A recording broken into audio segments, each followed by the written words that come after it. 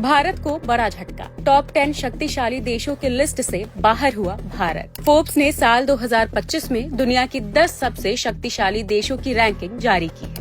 इस रैंकिंग में भारत को टॉप 10 शक्तिशाली देशों की लिस्ट से बाहर कर दिया गया है। चिंताजनक बात यह है कि इस लिस्ट में रूस, चीन, अमेरिका, जापान, जर्मनी और सऊदी अरब ने अपनी पोजीशन बरकरार रखी है, जबकि भारत को 10 शक्तिशाली देशों की लिस्ट से बाहर कर दिया गया है। विशेषज्ञों का मानना है कि मोदी सरकार ने भारत को आर्थिक, सैनिक और राजनीतिक तौर पर बहुत कमजोर कर दिया है, जिसके कारण भारत को टॉप 10 शक्तिशाली देशों की रैंकिंग से बाहर कर दिया गया। इतना ही नहीं, भारतीय रुपये की कमजोरी के कारण भी अंतर्राष्ट्रीय मंच पर भारत की प्रतिष्ठा दांव पर लगी है। भारतीय रुपया टॉप 20 करेंसी के रैंकिंग से बाहर हो चुका है। रुपया डॉलर के मुकाबले हर दिन गिरता जा रहा है और वो दिन दूर नहीं जब रुपया $1 के मुकाबले 100 पर पहुंच जाएगा। मोदी ने कहा था, जब किसी देश की करेंसी गिरती है तो उस देश की प्रतिष्ठा भी गिर जाती है। जरा मोदी के इस बयान को सुनिए। ये ऐसे नहीं होता मित्रों, मैं शासन में बैठा हूँ, मुझे मालूम है इस प्रकार से रुपया इतनी तेजी से गिर नहीं सकता।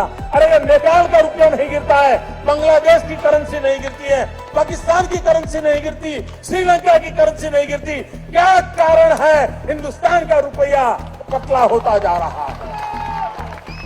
ये जवाब देना पड़ेगा आपको। देश आपसे जवाब मांग रहा है। सुन लिया आपने, रुपए के साथ देश का शेयर बाजार भी लगातार गिरता जा रहा है। हर दिन निवेशकों के लाखों करोड़ रुपए डूब रहे हैं। ऐसा लगता है कि देश के अंदर कोई भी चीज मोदी सरकार के कंट्रोल में नहीं है। शिक्षा व्यवस्था चौपट हो चुकी है। देश में बेरोजगारों की फौज तैयार है। गरीबी और भुखमरी में भारत टॉप पर पहुंच चुका है। स्वास्थ्य व्यवस्था तबाह होती जा रही है। कुपोषण का कहर बढ़ता जा रहा है। सही बात यह है कि मोदी सरकार ने देश को हर मोर्चे पर नाकाम बना दिया है।